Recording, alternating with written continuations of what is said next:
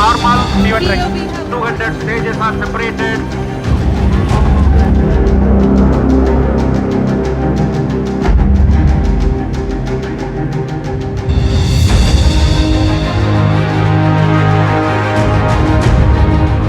जी हाँ, आप अपनी स्क्रीन पे देख सकते हैं कि हम तमिलनाडु पूरी तरह से सेफली और सॉफ्टली चंद्रमा की सतह है। ये हम लोगों के लिए बहुत ही गर्व की बात है।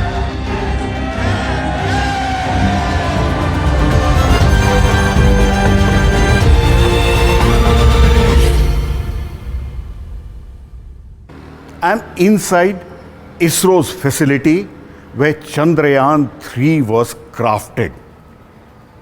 Chandrayaan 3 made global history by soft landing nearer the south pole of the moon. And behind us is a 1:1 model of the Vikram Lander, the Pragyan Rover. These are models, and we have in real life the real moon stars which made Chandrayaan 3 what it was. We have Mr. P Veeramuthuvel, the project director for Chandrayaan 3, Ms. K. Kalpana, the associate project director for Chandrayaan 3, and Mr. Srikanth, the mission director for Chandrayaan 3. In this segment, we will take you through all of Chandrayaan 3's complexities and how Shiva, Shakti, and Nataraj, the man who does the cosmic dance for the world, Lord Shiva, how all of them combined and made history when India soft landed on the Shiv Shakti Point. All of them are less than 50 years of age, plenty of time ahead, and I promise you they will also give us a soft landing on Mars in times to come. We will take this one by one. First we will go along that craft with Mr. P Veeramuthuvel, then we will ask Kalpana and Srikanth to join us to explain the complexities of the mission. Mr. Veeramuthuvel, please tell me, we have a beautiful model of Vikram. It is so large. I never imagined it would be so large. Yeah, this is a 1:1. As you told, it is a 1:1 of lander and rover. This weighs around 1750 kg. And the size of the lander, if you see, with respect to the lug to lug, it is around 4.5 meter dia. And the height is 3 meters height. And between the lander leg, this is a foot pad. You may be knowing this is a foot pad. This foot pad is having some dampers, and this is called telescopic lug, and this is a knee lug. We have 4 such lugs at 4 different corners. And at the time of touchdown, I'll start from the touchdown. At the time of touchdown, this impact energy needs to be absorbed. There are some dampers kept in the foot pad, in the telescopic region, as well as in the knee region. All these dampers will come into effect at the time of touchdown. Thereby, the impact energy is absorbed. Likewise, we have 4 lugs, which is mounted on the corners. Which are like the 4 legs. 4 legs, yes. Technically, you call them lugs, they are essentially legs. Yes. And you had 4 of them. How was the landing? Was it within limits or did it go off limit? And what did you plan for? Yes. Our target is 1 meter per second in vertical direction and 0 meter per second in horizontal direction. We have designed the lugs for 3 meter per second. Touchdown limits is 3 meter per second in vertical direction and 1 meter per second in horizontal direction. For us, on that day, we had 1 meter per second exactly, a plus or minus 0.1 meter per second with the inaccuracy of the sensor. Similar way for the horizontal velocity also, maybe plus or minus 0.1 meter per second.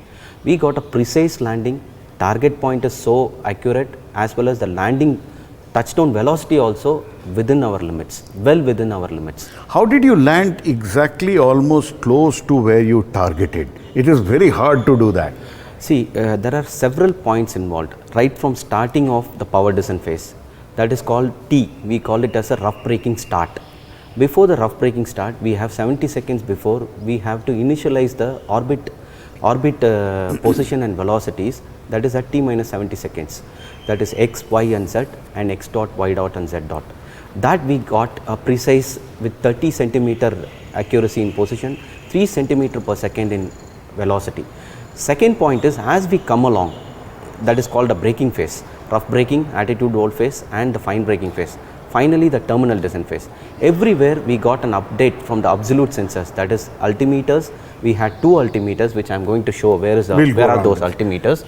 So one altimeter is, as you can move. Let's go as we are seeing. Yeah. So we are seeing what these are the solar panels and. Yes, we have got 3 body mounted solar panels. You are seeing the positive pitch side where it is landed.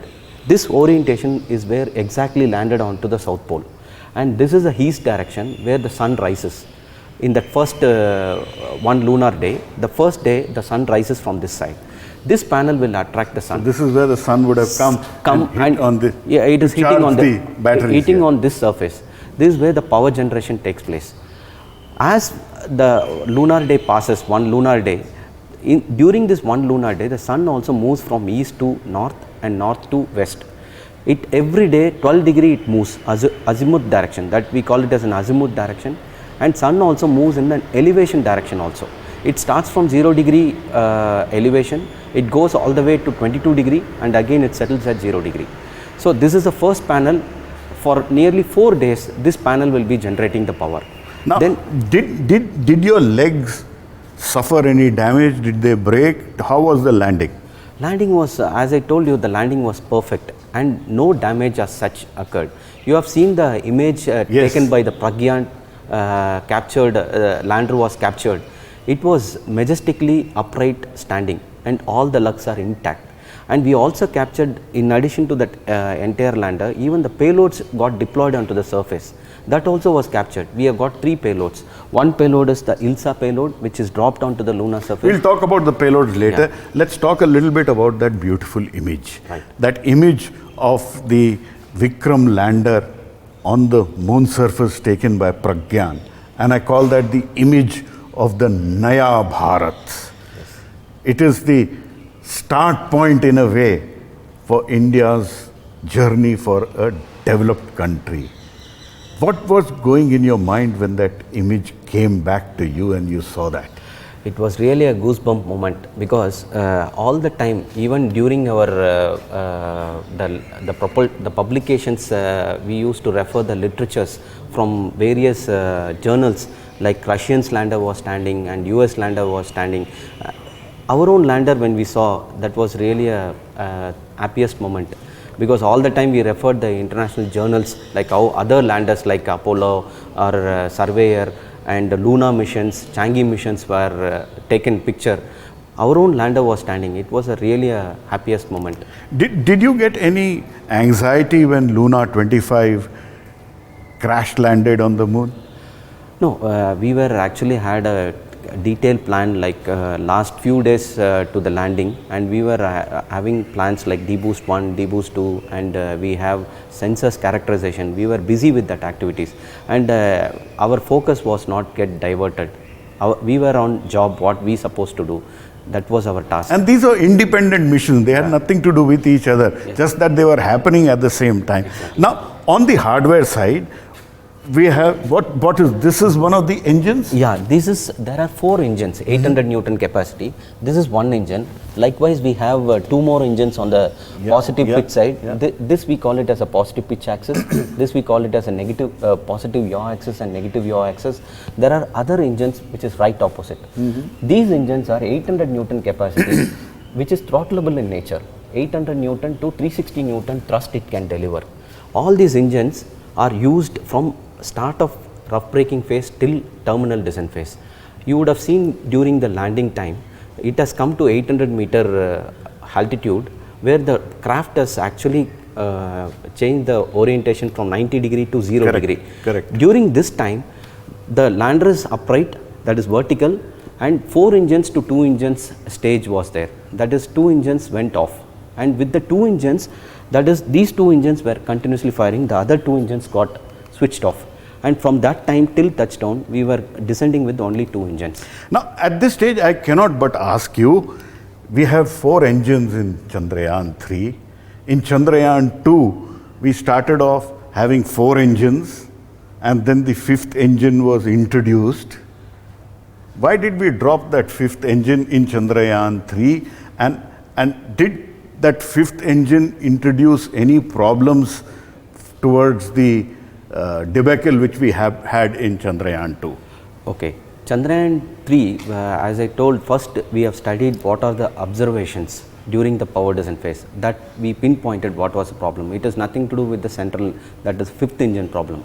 Then we did a reconfiguration of lander. We made more robust. The lander has been made more robust in handling the failures. We, in fact, this time what are the failure can force, we can foresee, and we have built the hardware and software to handle those failures. Third point is, as I already told, the test. The 5th point is the multiple mission parts we built. Whatever it is happening during the power descent, we wanted a soft landing. Now when we did the reconfiguration stage, we saw that the lander mass has gone up, because the robustness we have enhanced the robustness. Yeah, you added fuel also. We added fuel, we added dry mass. Correct. Like one of the sensor, laser Doppler velocity sensor is added. There are systems which does not add any redundancy in Chandrayaan 2, which we added the redundancy. Likewise, many systems we have added mass. When we added mass, the central engine, that is, you have seen the 4 engines. Yes. There was one central engine, that is the 5th engine we added in Chandrayaan 2. That engine we supposed to operate at 10 meters altitude. From 10 meters altitude till touchdown, that was the only engine was planned to be used. We have not reached to that stage in Chandrayaan 2. Was planned to be used till touchdown. What happened? We have increased the mass by 100 kgs at the time of touchdown. Now with one engine we cannot descend. Our mass to thrust ratio is not balancing. So we have to necessarily use 2 engines. Because of that reason, in the beginning of the project of Chandrayaan 3 itself, we have removed that engine. Now, what learnings did you have from Chandrayaan 2, which we came close to the moon, but then it crash landed Vikram? You made changes in the leg, you made changes there, but how difficult was the journey from Chandrayaan 2 to Chandrayaan 3? So the first step was we understood the problem, what went wrong. The rough braking phase was perfect on dot. The next phase called camera coasting phase. During that phase we got a deviation, and further to that, at the start of fine braking phase, we are very much away from the targeted points like position and velocity, and we still have to reach the same landing point, and the guidance demanded an aggressive maneuver, and by this process we had a tilt of nearly 360 degree about pitch axis maneuver, and we lost the altitude and we gained the velocity. At the time of touchdown we were nearly 50 meters per second in horizontal and vertical direction. No way the Lux or any systems can survive. Because of that reason, we built multiple mission parts, as I told. Even if any kind of an underperformance of engine, overperformance of engine, one engine not working, if altimeter is not working, everything we have designed this time to handle those failures. We will come towards the end how you did not use everything which was there and you had a nominal mission towards that. Let's go around and see. Yeah. What are these small things? These are there? the small tiny thrusters, which is 58 Newton capacity of thrust. We have 8 numbers. At every corner 2 thrusters are there, which will eventually use for attitude control purpose. Like these engines are giving a force in one direction. Now during that time, there is some, due to center of gravity, due to the differential thrust, it can produce some rotation, but you require some direction the thrust has to be fired. These thrusters are used for that, which will give 3 axis corrections, all the 3 axes. So this will also help when you are coming down at a horizontal stage, and then you need to make the Vikram vertical. Do these small thrusters play a role? Exactly. When we have a real-time retargeting, for example, you found some obstacle, you have to move the craft. To move the craft, you have to tilt the spacecraft. These thrusters are used to tilt the spacecraft. Along with that, to control the spacecraft also. During the 30 kilometer till touchdown, you require to give some force, you have to give a braking acceleration. Along with that, you require some attitude control purpose also. we have 3 axes: roll, yaw and pitch. All these 3 axes, these thrusters are used to correct that. Now, when last time it failed in the camera coasting phase, when it reached camera coasting, did you miss a heartbeat this time? See, that was exactly, it is not failed at camera coasting phase. The deviation started in the mid of camera coasting phase. That was exactly at 11.3 minutes. Our total power descent phase is 19 minutes. In that 11.3 minutes, we had that terror. I was really looking forward to cross that 11.3 minutes stage. And when we crossed and when we got an altitude update and we got the states also, I wanted to tell you this. Even though we built many multiple paths, but we got a nominal textbook landing. We came to 800 meter point. We have a plans of going to 1300 meter point. We have a plans to go to 2400 meter point. But we normally went to a 800 meter point because we got altimeter update at the end of altitude roll phase, both from RF based altimeter and laser based altimeter. Similar way, when we came to the 800 meter point, even at 800 meter point we got update. We got a altimeter update and we were just off by 12 meters. 12 meters, that's all? Just, that's all. Wow. So that means our orbit determination at the start of power descent phase was very good, and the altimeter accuracies were very good, inertial sensor accuracies were very good, and the engines are supposed to deliver what it's supposed to deliver. So everything went well and everything worked in unison, that is sensors, navigation, guidance, control and propulsion system. Now, also let me ask you at this stage, 20 minutes when the deboost happened to landing, you were only getting data, you had no control. It was autonomous. That's true. It is autonomous landing sequencer. We call it as ALS. The moment you initiate, that is T minus 70 seconds till the touchdown, we can only have one-way communication. Like spacecraft is communicating to us, we have a critical parameters which is coming in every 96 millisecond. All these position information, velocity information, propulsion system parameters, sensors parameters, we were monitoring. We know that every phase, like there are so many parts in that. All these parts we are knowing that when it's starting, when it is ending, all are known, but we have no control. There is no ground intervention at all.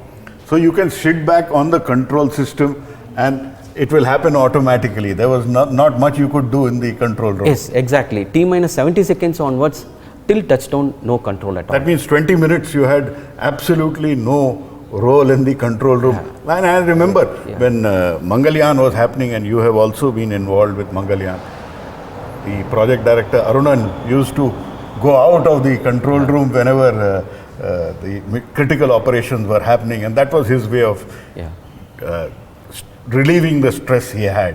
So those 20 minutes you really had one-way communication and no two-way communication. Yes. So if something had gone wrong, there was nothing Bengaluru could have done. Yes, during that part. During that part. Yes. But before that, obviously you did test it. Before that we had many phases. To come to T minus 70 seconds, we have thoroughly characterized the propulsion system by using 2 deboost maneuvers, deboost 1 and deboost 2. Correct. This time we have done the deboost maneuvers to evaluate the propulsion system in all the throttling regime.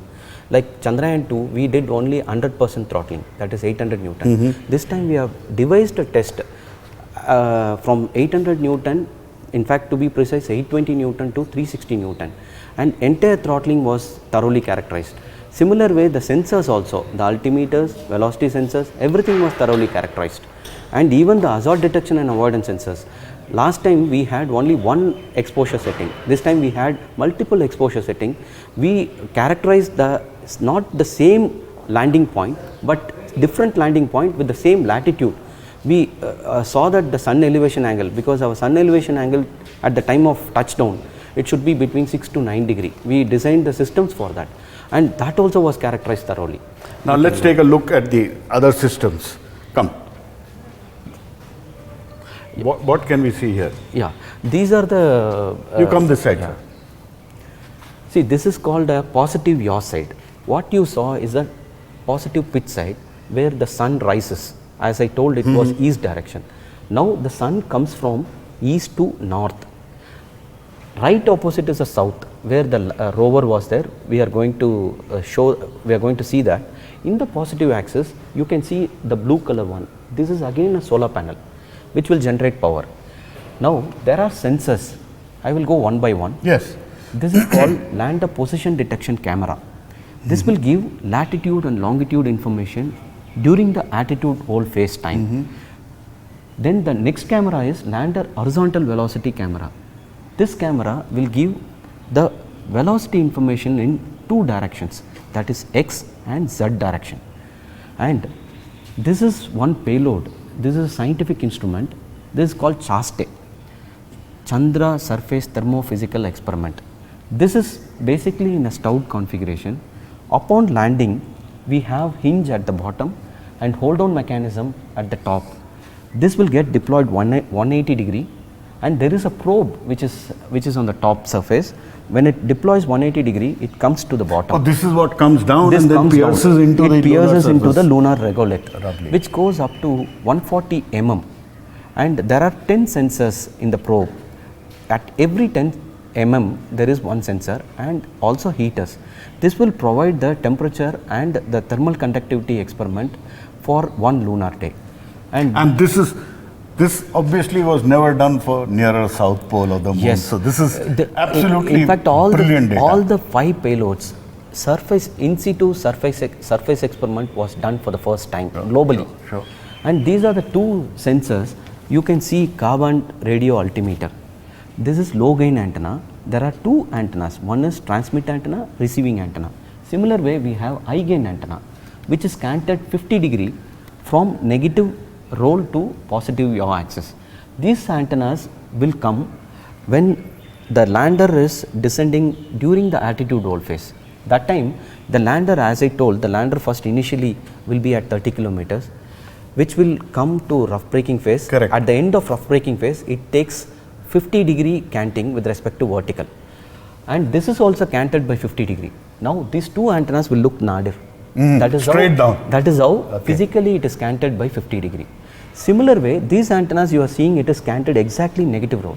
What happens after that attitude roll phase? 50 degree, I was telling you, it makes a orientation of 50 degree. Now it comes to at the end of fine braking phase, it is vertical. Our lander is vertical. During that time, this low gain antenna will come, not high gain antenna. That purpose was over. Now low gain antenna will measure an altitude information, which is canted again nadir direction, which gives altitude information from 800 meter till 10 meters height. But this is mostly for lunar surface. It is not for communicating to Byalalu No, no. or to the deep space network. Not at all. This only gives altitude information with respect to the surface, local surface. What is the height it gives? Only for that purpose this is kept. Now these two are covered. You can see two antennas. Yeah. These antennas are RF communication with respect to Earth, which you have asked. This is this one side of the antenna you are seeing here. Exactly opposite on the negative yaw panel, we have similar two antennas. I will show when we go there. Correct. These two antennas will form like a 360 degree cone. This will take 180 degree plus minus 90 degree FOV. We call it as a field of view. Geometrically, this should be visible to the Earth station. Similar way, other side we kept so that other side plus minus 90 degree it will cover, which means the spacecraft will have a 360 degree of coverage at any given point of time. Whichever is the attitude of the lander, still it will establish communication with the Earth. Now, when you were landing in those deboost to soft landing, which network were you communicating? Was it with Byalalu or with Goldstone or with the ESA network? Who were you communicating with? During the landing time, we were having communication from our IDSN Byalalu. Basically, that is the station. But in addition to that, we were having Canberra. Canberra was there, but it was not giving a real-time telemetry. So it comes with some certain latency. And we also hired New Inertia from ESA as a backup, that is European Space Agency. But primarily our IDSN station.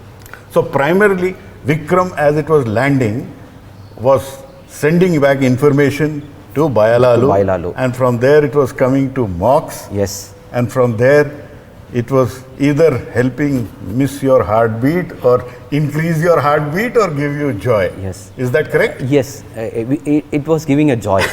Certainly, but 11.3 minutes was a very critical. No, in fact, every second is crucial for the Correct, matter. correct. Because as I told, everything should work in unison. That is the most important point. And this time you added these solar panels on all sides. No. So that earlier there was only one side in Chandrayaan 2.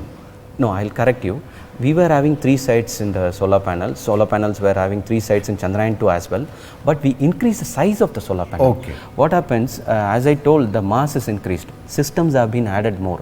And we should not be having hand to mouth like in Chandrayaan 2. Correct. So we increase the size in every side. Okay. Like positive pitch So side that you have get seen. more power. More power, so that we are not really having a stringent power constraints. Correct. Now you are seeing the negative pitch side.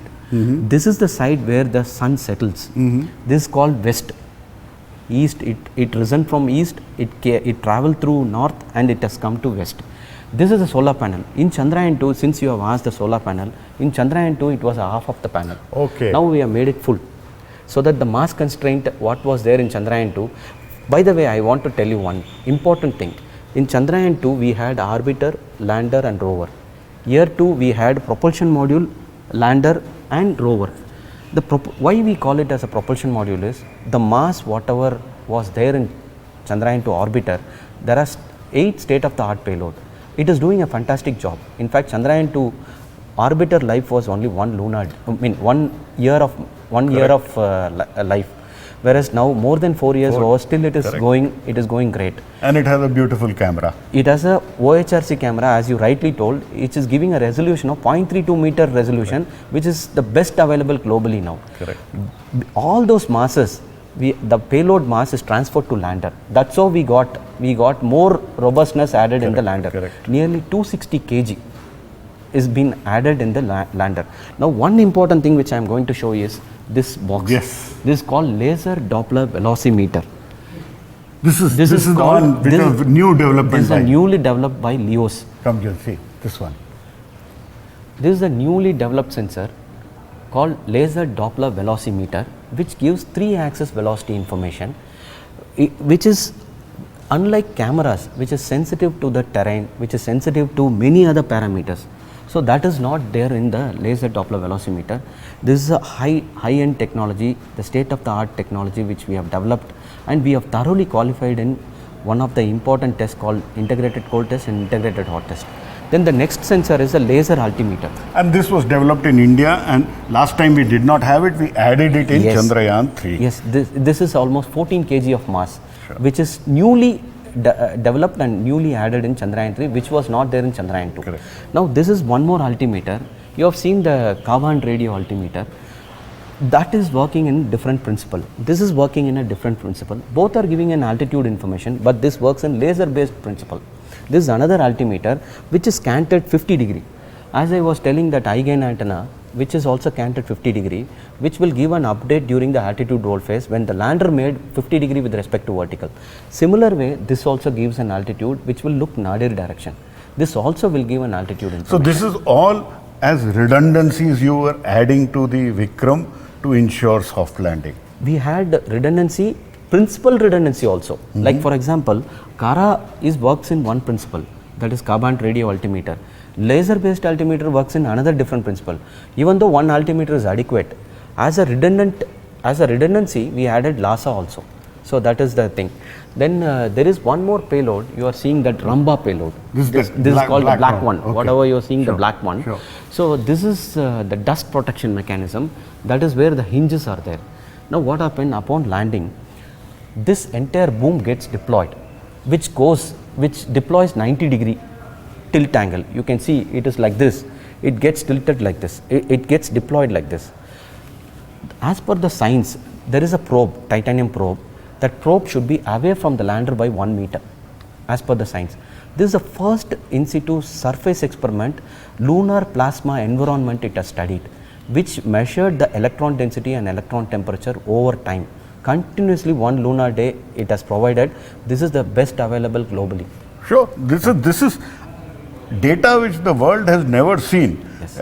Americans put 12 Americans on the moon surface. They walked on the moon surface, they loitered on the moon surface, and I have repeatedly said one of them even peed on the moon surface, but they never saw things like the water molecules on the moon surface or had measurements like the ion density or the surface of nearer the South Pole.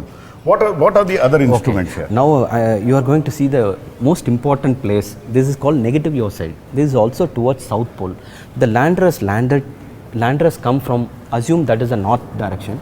Lander has come almost, it traveled 735 kilometers. When we started the power descent phase, we were just, assume this is the landing site, Shiv Shakti Point. It is, our power descent started 735 kilometers prior to this point. And we landed, and towards, this is the South Pole. Now you can see two different cameras. This is called hazard detection and avoidance camera. Lander hazard detection and avoidance camera. There are two cameras. One is main camera, other one is redundant camera. This camera will come into operation at 150 meters altitude. You would have seen during the landing time, at 150 meter we were having a hovering. Hovering means there is no velocity. We are just balancing the mass into gravitational force with an upward force. During that time, 24 seconds it has to balance. During that time this camera is operated. You have to take an image. There is an image stored in on board that is called data processing unit.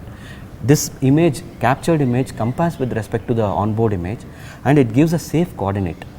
You know, in the landing, even whatever the area we have chosen, 4 kilometer long range and 2.4 kilometer across range, everywhere. The area I call Kalam Vihar. Okay.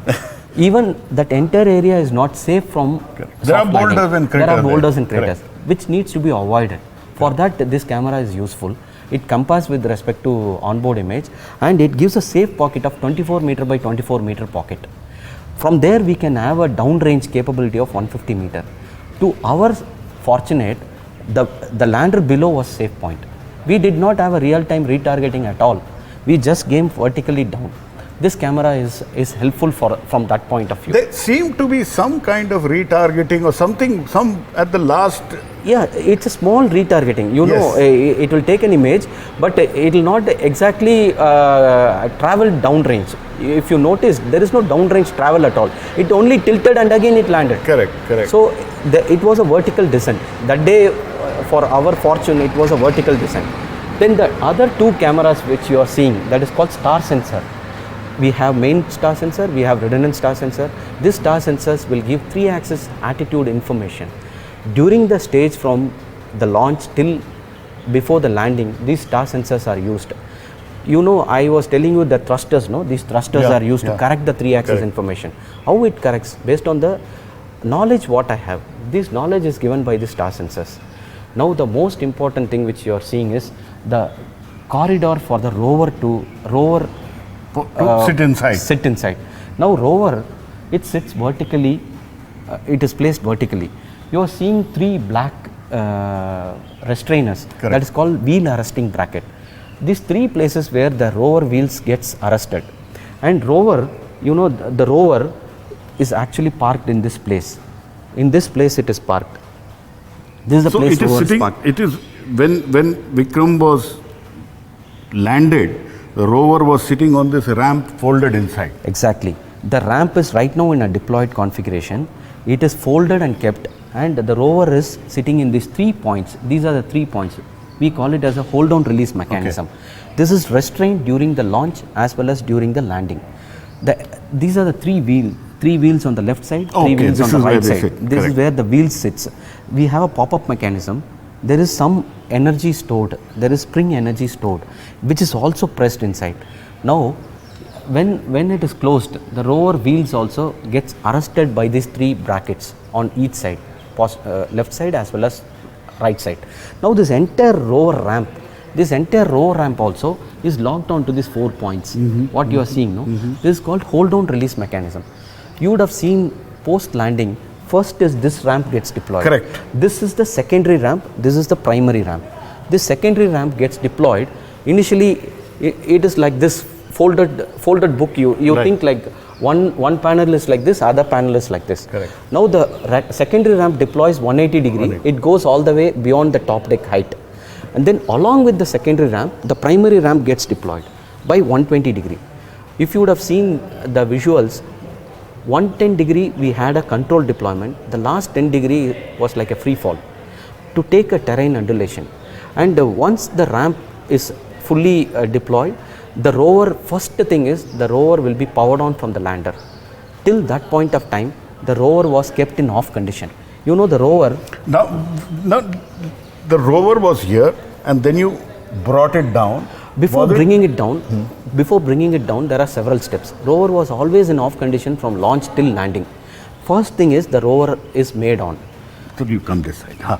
The first thing is the rover was made on, because till that point of time I was telling you the rover was in off condition. Once the rover is on, first thing is the solar panel. No, you are seeing the solar panel of the rover, which is in the deployed configuration.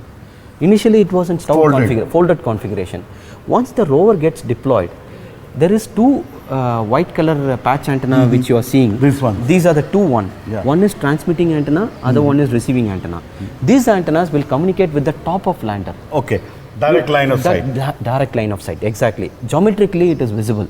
Those two antennas, there are two antennas which you are seeing on the left side. Those two antennas will have a transmission as well as reception. Once this is established, these three hold on mechanism will get shear off. We have a frangi bolt based actuation system. This frangi bolt will be fired and it shears off. You have a positive gap between the lander and rover. Now the wheels also has been popped out and it is free to roll out. We rolled out with a velocity of 0.5 centimeter per second for 3 meters. This itself, it takes about 2 meters and it comes onto the lunar surface with 3 meters mobility. And you had it restrained so that it doesn't. Yes, we had at the back side of the wheel, there is one rope mechanism that is called a Kevlar rope winding mechanism. As it gets rolled out, this rope also gets unwinded so that it doesn't come freely, and all the wheels are independently driven. Unlike other systems, we have independent driven wheels. And at the back side of the rover wheels also, we have one side we have national emblem, other side we had ISRO logo. We'll talk about that when we close. Yes. When the rover was coming down and the solar panel was deployed, there was a shadow which was coming, and then at some point we had that magical pop-up of the India flag. Yes. Tell me a little about that. That's very, very interesting, and every one of us in the mocks got really, it was a goosebump moments, because as you rightly told, this is a solar panel of the lander. As I told, that was sun direction. Now when the sun is in the east direction, it casts shadow to the west direction. This particular portion is under the shadow. Now as the rover rolls out, at least to some portion, up to this position, the shadow was there. And at the back side of the rover, we had an Indian flag. That Indian flag is captured by these two cameras. Oh, those two cameras. The important ones, the black one, which is called lander imager. This is actually positioned for public outreach only. This images will take the picture of the rover mobility, rover hold on release, rover solar panel deployment. Everything was captured by these two images. This is what I call the selfie cameras, which were giving us the selfie of the Pragyan coming down from Vikram. Yes. What a beautiful moment. This is the camera you are seeing now. And this has captured the Indian flag after it came out of the shadow.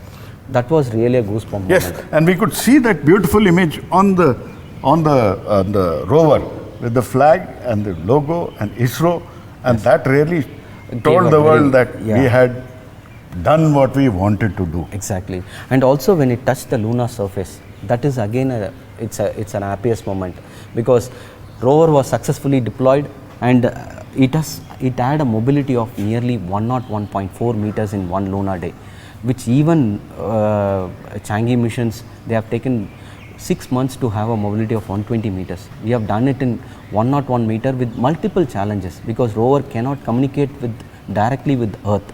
It will always communicate via lander. Correct. So there is, you are seeing in the rover also, we'll touch upon few things. Yes. You can see the two navigation camera in the front of rover. These are the two cameras. Correct. Navigation camera. It's like our eyes, our eyes. So for example, in front of rover, there can be some boulders and craters. Correct. It has to avoid the obstacles. Correct. So we do a path planning. We will take this image, download to ground through lander, and these images, based on these images, we will generate a DEM. That is But called. you already had a full map for that area, But still, 30 centimeter resolution. That Why did you 30 need to that worry? 30 centimeter resolution only for the lander. Okay. Because even the cars have ground clearance.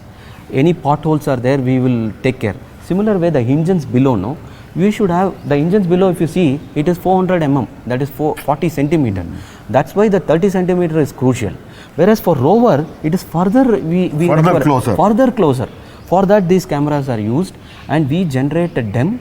Based on the DEM, the controls and mechanisms team. What will, is DEM?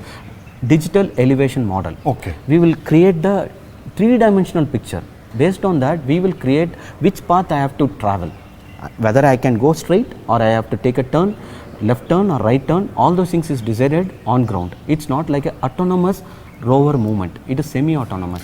Now, we also can see Bharat and India written on it, and Chandrayaan 3 lander, ISRO logo, and the Ashoka symbol. And this was on the ramp and the rover. On the rover, yeah. Both. Yes. And tell me a little bit about this on the moon wheel. See, this is the national emblem.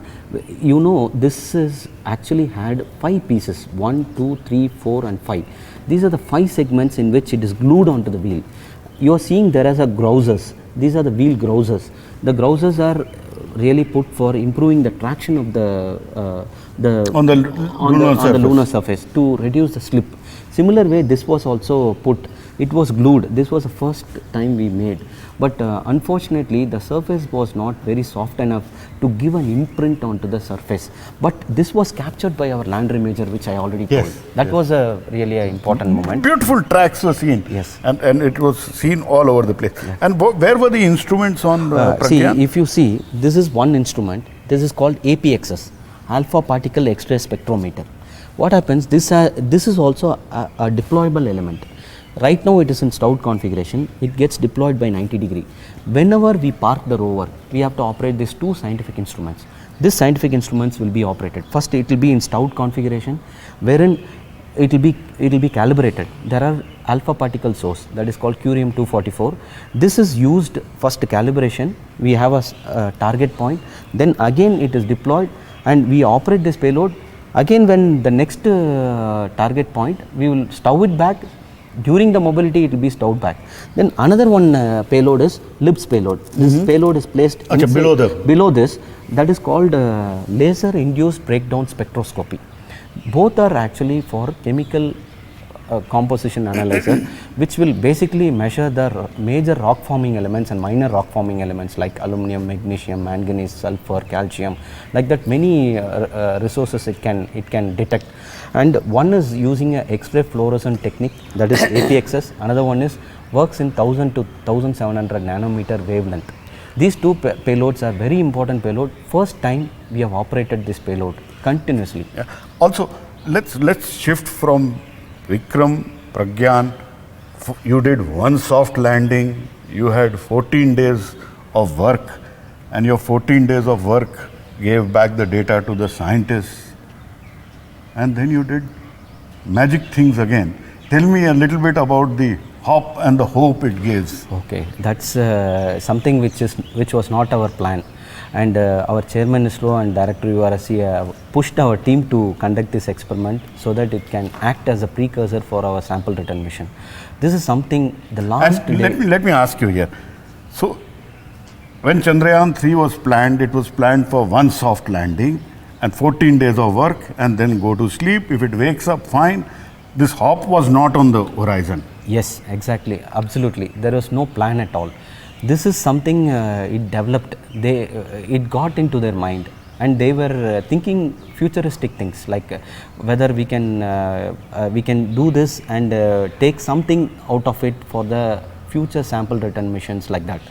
In fact, you have to fire the engines for that, and it has to be fired in an open loop way.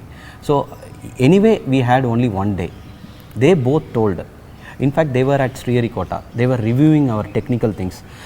Just before the our Aditya L1 launch was there. From Sriharikota, they reviewed, and they reviewed all our process. They gave full confidence. They told, we are taking the responsibility. Your team is to do the job properly. And we worked more than 24 hours to conduct that experiment. To our fortune, It went successfully. It was a huge success. I would say the entire credit should go to Chairman ISRO and Director URSC for that matter. Also to Vikram, that he performed that test. That Vikram, in fact, we were all worried because you know the lander legs are not sitting on a flat terrain. Correct. Some of the legs are inside the regolith. There is some terrain resistances involved. At the time of liftoff, it should not topple. That was our worry. Correct. So the engines have to be fired and the lugs have to come out of the terrain and it has to go up and then land. And it's not only acted like a precursor for sample return mission. First time we have stowed all the systems, which we never tested in the ground. You know, before the launch, no launch will be cleared until we thoroughly test it. We never tested for stowing back the panel, retraction of the probe and the ILSA payload retraction, nothing was tested. First time in the moon's gravity we have done that, and we fired the engine, we gone back to a different place, again we deployed. The chaste payload was deployed and it is inserted into the lunar regolith. ILSA was dropped, it was dropped parallelly. In fact, the first point was small stones were there below the ILSA payload. The next time it was just a flat. And we got 1 day of operating these payloads with a different point. Like rover has a mobility, lander does not have a mobility, it is static in nature. True. But because of this hopping, we got a new place. True. Also, was it possible for you to take the rover back into the Vikram lander? Rover cannot be, in fact, you know, the stowing itself, it has to, the motors, whatever the primary ramp motor, which is 40 Newton meter torque capability, you cannot stow the ramp with the rover in place. Already you are working against the gravity, you have just in the gravity, you have to work against the gravity. Because rover is not there, we could do that. And rover was outside, which is away from lander, and we have, when we did this operation, rover was parked in a position where it receives the sun in the next lunar day. It is almost kept like this orientation. You can assume this is the orientation is kept. So that the solar panel is in the other side and this is the same side east. Now the second lunar day, we are going to get the same east direction. Now, having done the hop experiment, for the cost of one Chandrayaan 3 mission, you actually achieved what would have also been done in Chandrayaan 4 and Chandrayaan 5. Is it correct? So you've given double benefit for India. It is really a remarkable feat only, I would say, because you have not planned something, but something phenomenal happened. It's really a wonderful thing because you have taken off, which is not planned. It is something phenomenal. Absolutely. Now, you still have 90 kilos or nearly 100 kilos of fuel left in Vikram. No, I want how much do we have and what can we do with it? See, right now we have some 64 kg, not 90 kg. The 64 kg, in case we get the next lunar day, and it is a hope. See, we have not designed for surviving the second lunar day. As I told you, during the lunar night, the surface temperature would have reached to very low of minus 150 to minus 170 degrees centigrade. Very cold. Very, very cold. And the system storage limits are minimum is minus 40 degrees centigrade. So there is no hopes are there for all the systems to survive.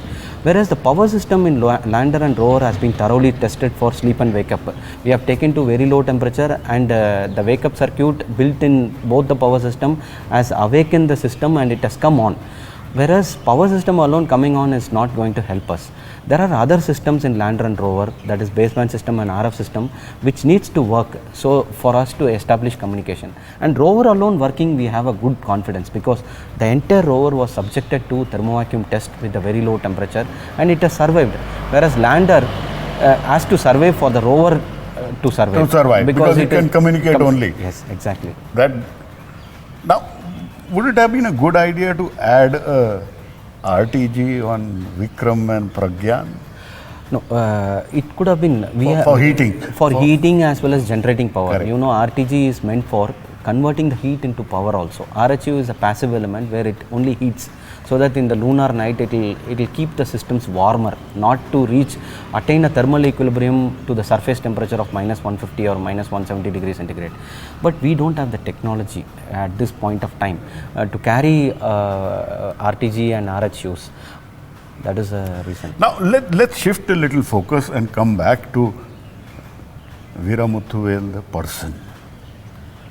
Chandrayaan 2, that failure in the midnight. What went through your mind at that point and afterwards? No, it was a very sad moment for all of us, and we do not know how to react also because we wanted success, 100% success. It was a big surprise for us, and we do not know how to react. Then after that, the failure analysis committee was constituted by Chairman ISRO, and it thoroughly reviewed the process, what went wrong. We pinpointed the problem. Almost 2.5 months we took to understand the problem, and we submitted the report also. The committee submitted the report, and that was a starting stage. After that, the future lunar program committees also was started, and there are 5 committees in that. One committee was the overview committee and system engineering committee, sensors committee, propulsion system, and navigation guidance and control committee. That has given future like addressing the problem and what is the new configuration we should put up. All those things went on. What went through your mind? Because see, one is the engineering aspect, the other is the person. Yeah. It must have been troublesome and traumatic when you went through that failure, and then to answer all those questions. Was it troubling? Yeah, it was a real painful process.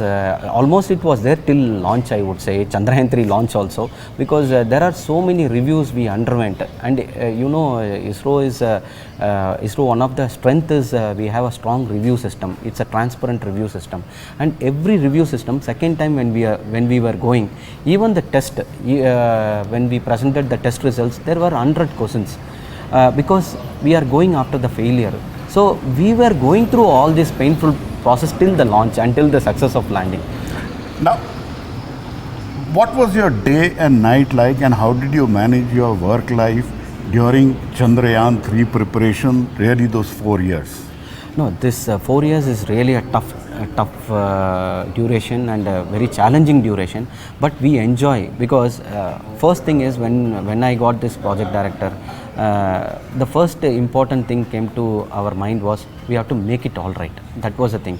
So that was our prime goal. Towards that, what is required, we have done. The entire team, myself and the entire team of 500 people have done the same thing. It was a good teamwork. And we, as I told, 3 important tests we did. One is integrated cold test, hot test, and drop test. These were all done in campaign mode. Every time when we go, we have to stay there. Well, I'll ask Kalpana about the tests, etc. Right. Now, tell me a little bit about your early life. Where did you study? What happened? How did you come to ISRO? ISRO, I came after my M.Tech. I did B.Tech Mechanical Engineering from Madras University and M.Tech from REC. Those days it was REC. So you are not a B.Tech from an IIT? No. I've studied in Madras University, one college in Chennai. And along with Kalpana and Srikanth, who are also leaders of the Moon Stars, they are also not from IIT? No.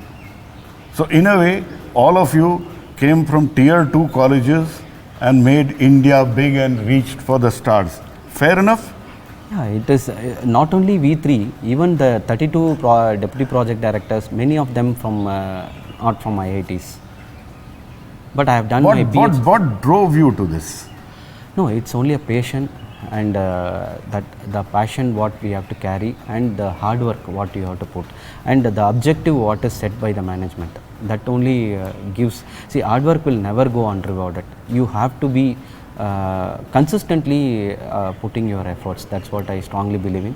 And IIT, when you tell, I have done my PhD from IIT Madras. Yes. Just I wanted to tell. You have done IIT, and you also worked at HAL, yeah. And before that you worked at LMW. Yes. So you have some experience, but most of it is with the Indian Space Research Organization, and you're still a very young man. Thanks a lot for speaking to me. We are speaking to India's moon stars, people who made Chandrayaan 3 at the bench level a success. We spoke to P Veeramuthuvel, whom I call Shiva, and now let's speak to Kalpana K, the Associate Project Director for Chandrayaan 3, and we have the Vikram Lander and the Pragyan Rover in 1:1 behind us. And Kalpana I call Shakti. Prime Minister Narendra Modi named the landing point as Shiv Shakti and gave the explanation for Shiva and Shakti. So after Shiva, let's speak to Shakti in Kalpana. Kalpana, how difficult was it to put Chandrayaan 3 together? Chandrayaan 3, as I said earlier, it's a massive project of a very high scale. So there are multiple systems involved, particularly when it comes to a landing mission. It's unlike any other remote sensing mission or any other communication satellite. This is a different ball game. So there are a lot of new technologies involved in lander, for which we have to build in to achieve soft landing. So considering all this, it's a high scale of project, multiple teams involved, and yeah, we are going to do it second time to accomplish the goal, finish the unfinished, which we had taken up during Chandrayaan 2. So all this put together, definitely it's a big challenge, but we work towards it in a focused manner, in a systematic way. When we started off Chandrayaan 3, we knew what has happened in Chandrayaan 2. After thorough reviews, we had a failure analysis committee. We reviewed it thoroughly and looked at every bit of the telemetry data what we acquired. So we understood what has happened to a great extent, and then we went towards building the satellite. So the total approach was systematic. So we step by step we have went towards the mission accomplishment. So after we have understood, we have reconfigured the satellite. So when we are reconfiguring, we were very sure what all we need to do. So first, rectify what has happened, and then what more needs to be done to build the robustness. How did you get the teams to work together? You have a very soft, very smiling and an intense person. How did you get so many different teams from so many different parts to work together? Definitely, I would say how we are focused on the objective. The complete team was focused towards accomplishing the goal.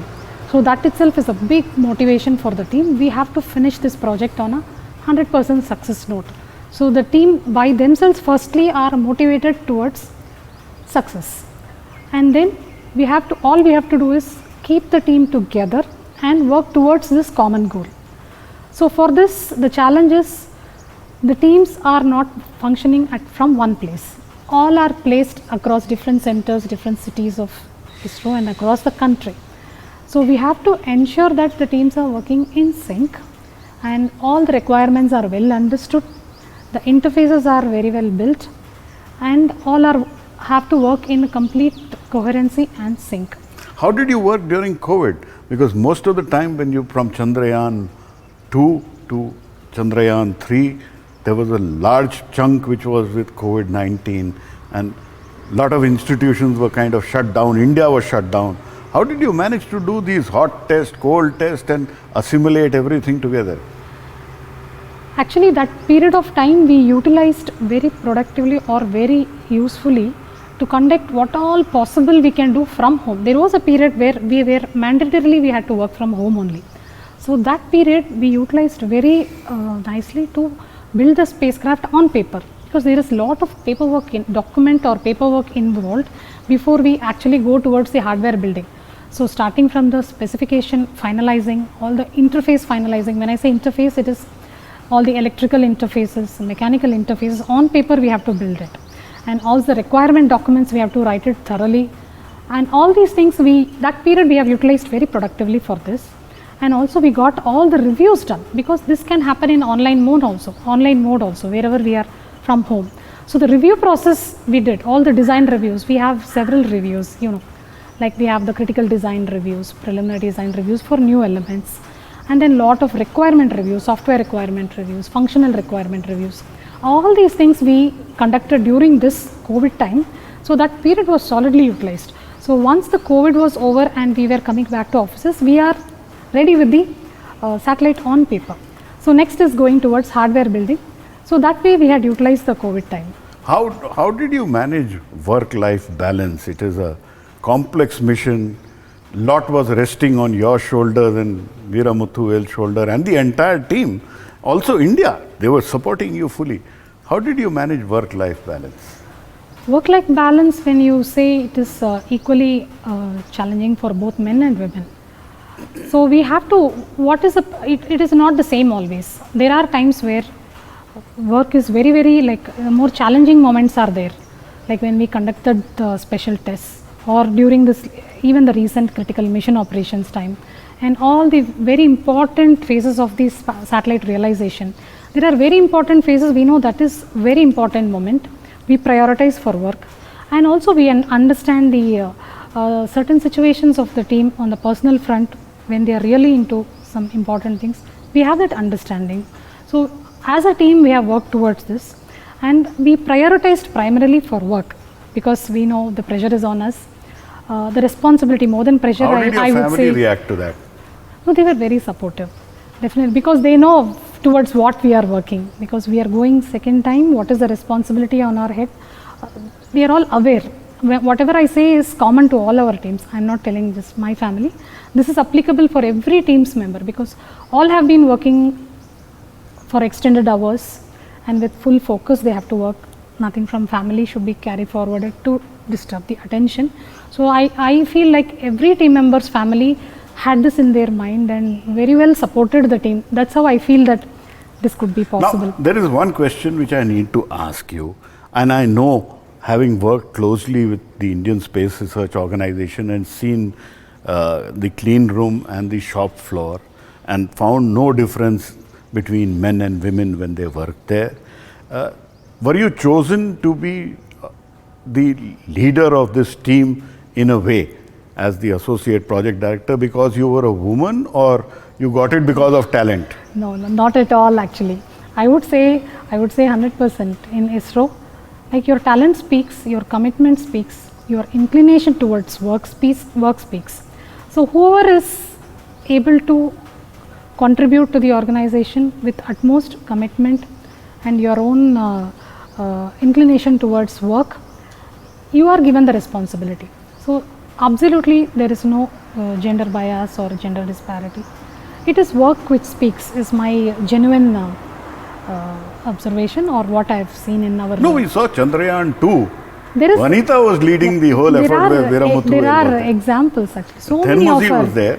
Tenmozi madam was OceanSat 3 Correct. project director. Vanita madam was our Chandrayaan 2 project director. Our Nigar Shaji madam Correct. is our Aditya, project correct. directors. And we have several deputy directors, group directors, many are there.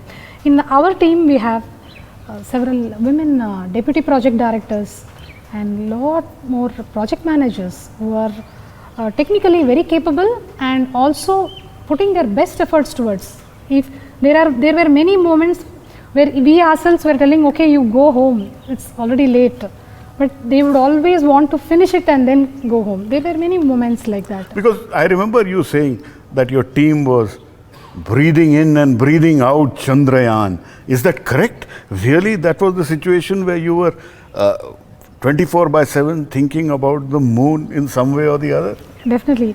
That's why it genuinely came out of my mouth. What I told is very genuine because that was the mindset of the team. So it was because this was one goal towards which our team was working with utmost commitment. So that was what Now beyond this, when now India is planning to do another mission to the moon and there is possibility of a lander mission to Mars, and you're still very young, you have many years to give to India. What are your personal goals? Where do you want your career and India's career to move in the next 10 years? So if you ask me, what I would say is like, it's not that this mission or that mission. Whatever work given, I would like to do with Wonderful. utmost commitment and sincerity. Whatever be the mission, with whatever management wants us to take up, wants me to take up, do it with utmost sincerity. That's what I would feel. It's not. How difficult was the communications and the electronics aspect of Chandrayaan 3? Because you had a propulsion module, you had a Vikram Lander, and you had a Pragyan Rover, one talking to the other. How did that all go about? Can you explain that? Yeah. I think you would have already seen about the other systems. Dr. Veeramuthuvel would have explained about all the systems which are on lander. If you see, there are so many systems. Like starting, we classify it as in a satellite as a mainframe systems and the payload systems. Payload systems are the scientific instruments which are going to give the science outcome. Apart from that, the complete other systems we refer to as mainframe systems.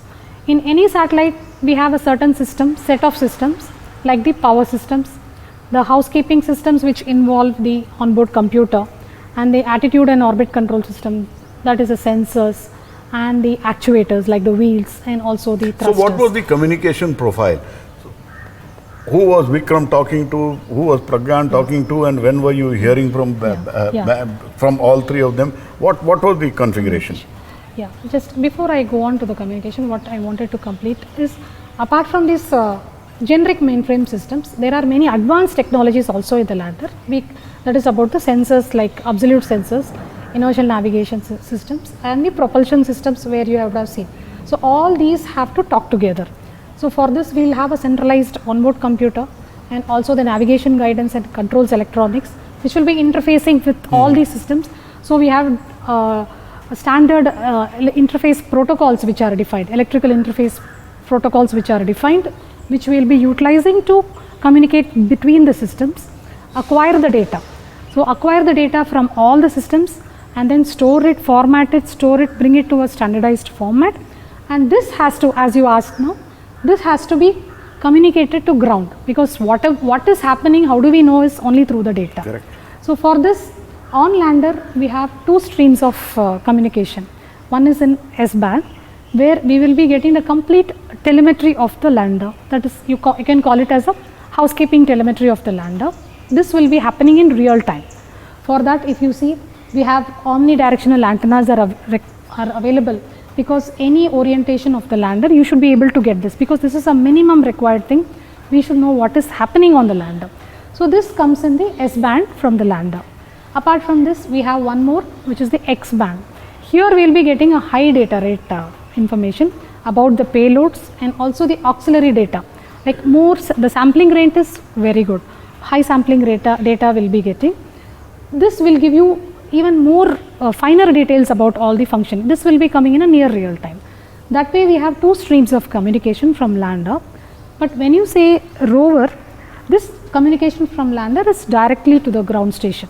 But when it comes to rover, rover cannot communicate directly to lander. So we have an S-band link from rover to lander. You can see here two. So the rover antennas talks to the lander. Yeah. The lander then talks to either Bengaluru or wherever, and also to the orbiter of Chandrayaan 2. Orbiter, actually, we have built it as a contingency link. It is not the nominal link. So what we did was, there is always a plan A, plan B, which we have planned for every particular aspect of the system. That way, this was one of the redundancy link. You imagine a scenario where, say, lander has also landed safely, but maybe it is having some obstruction. There is some obstruction, some boulder or anything between the line of sight of the lander and ground station. The ground station. So only we are not able to get a communication. So it's still landed. So we should not afford to miss the communication. So what we did was, we have our own Chandrayaan 2 orbiter functioning very well in the orbit. So what we did is, we have RF systems built in Chandrayaan 3 lander. So whenever the orbiter comes above the lander, this will have a link. So wherever it is, it can still communicate to Chandrayaan 2 orbiter. Now, so it's like a data relay. Okay. On top of that, we see that little dome. What is that dome on top? That is a propellant tanks. We have two tanks. So oxidizer and fuel tanks. It's a projection of that actually. And propellant tanks we have inside. And what you see in the front, you see a tripod, right? Yes. So the tripod is housing the antennas. So we have two antennas for communication with the rover, and other one is for the communication with the orbiter. So normally we project it such that the clear FOV is available, field of view. Sure. Field of view. Yes. Now, a lot of people ask me, why is it always gold colored and why do you have to use gold foil? What gives the advantage? No, this is actually MLI we call. It's a multi-layer insulation blanket. So it is a multiple layers of material which is put together, which will be providing as an insulation. That is, whatever the dissipation from inside of the lander will not be left out, and from the outside environment is not going to affect inside. So it is it's a thermal insulation blanket. So it will keep whatever temperature is required inside. It will keep that way. Yeah. And why it is like aluminized mylar, you tell actually, because of that Kapton effect that you get that color. Otherwise, it's a thermal blanket.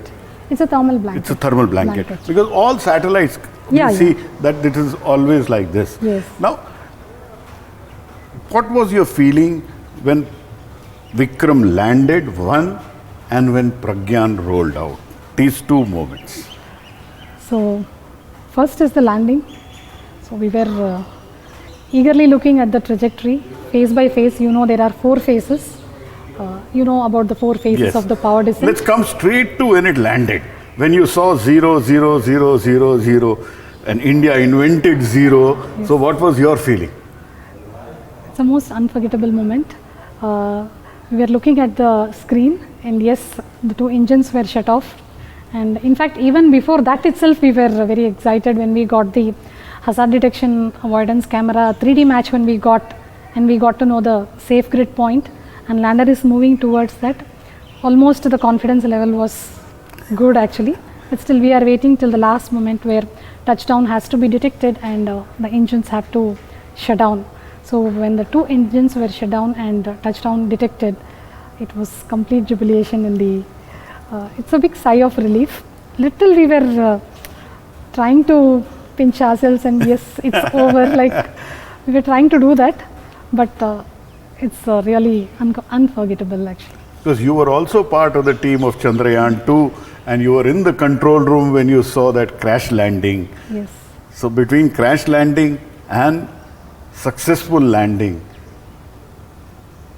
it gave you a lot of joy. Lot of joy, lot of joy.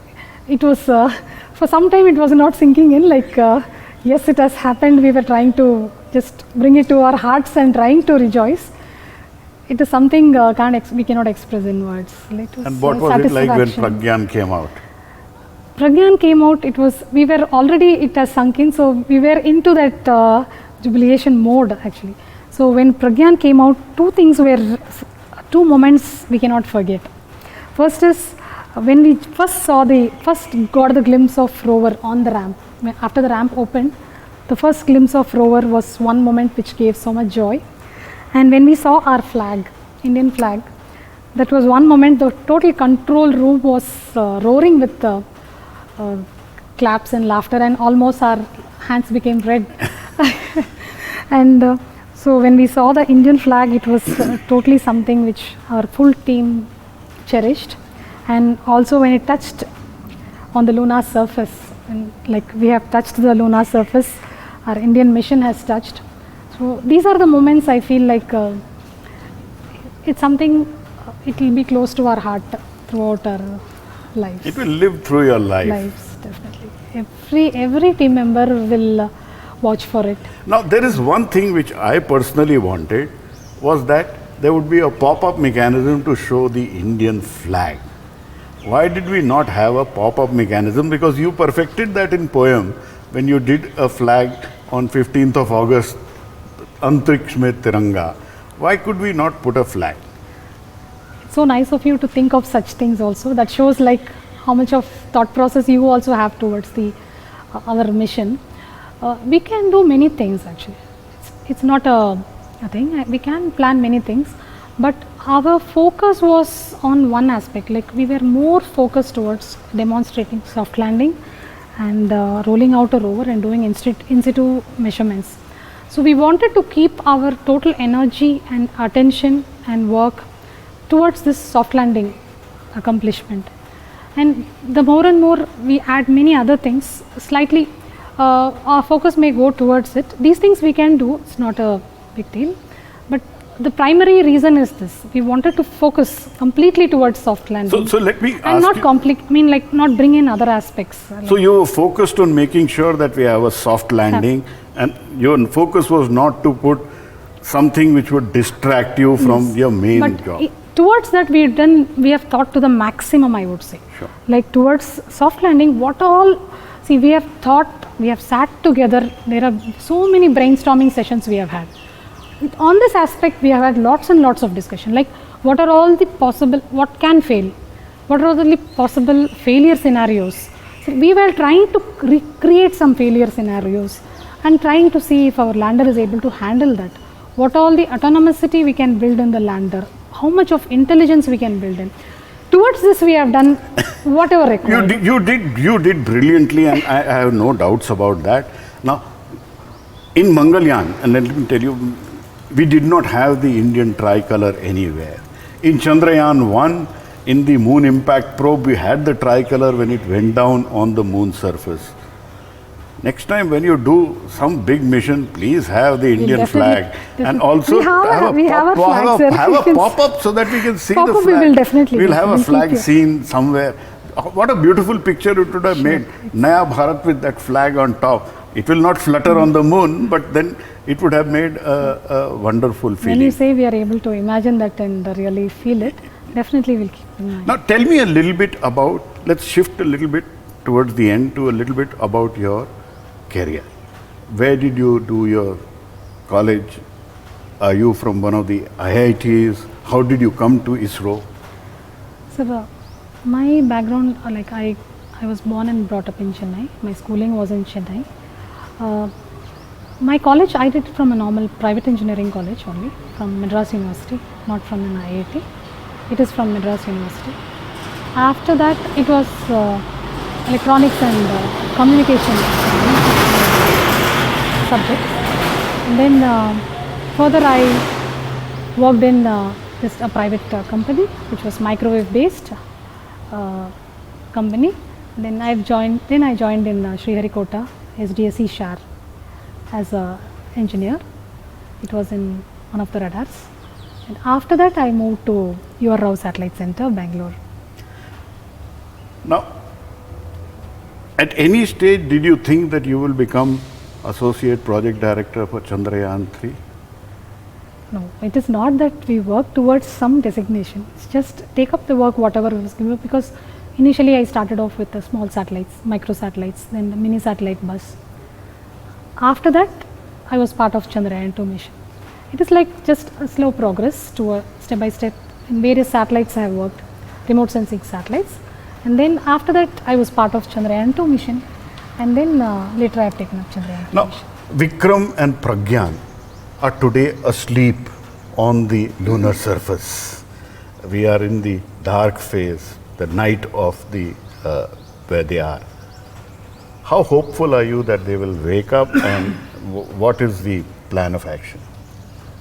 See, towards the end of the 14-day life, what we did was we have gracefully put the systems to an off condition, because even before that we have thought of a scheme which is called the sleep and wake up scheme, which we have built in both lander and rover.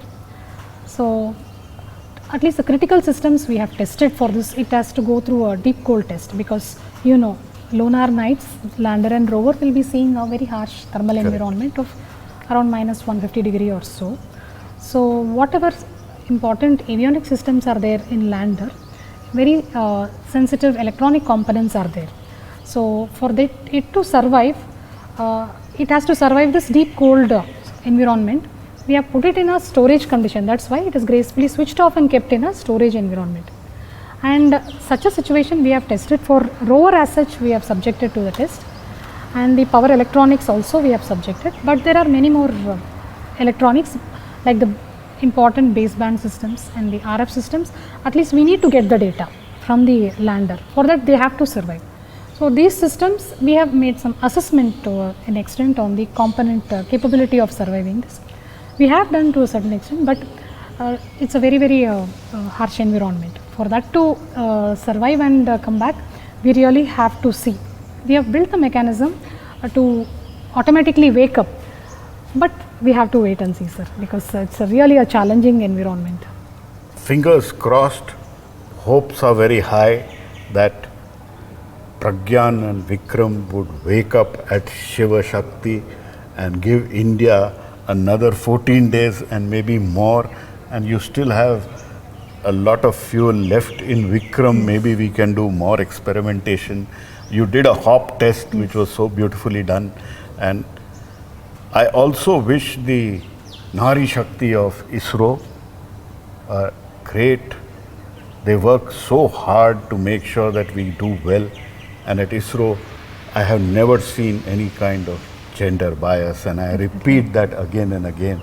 At ISRO I have worked with several, more than a decade very closely, and women and men work very hard, and you saw Kalpana working very hard, giving us Chandrayaan 3 as a great success.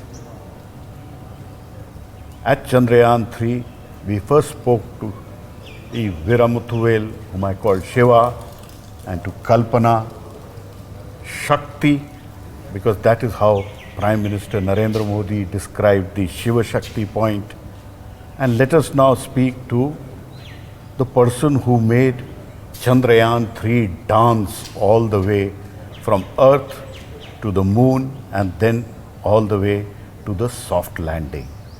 Let us speak to Mr. Srikanth, the mission director.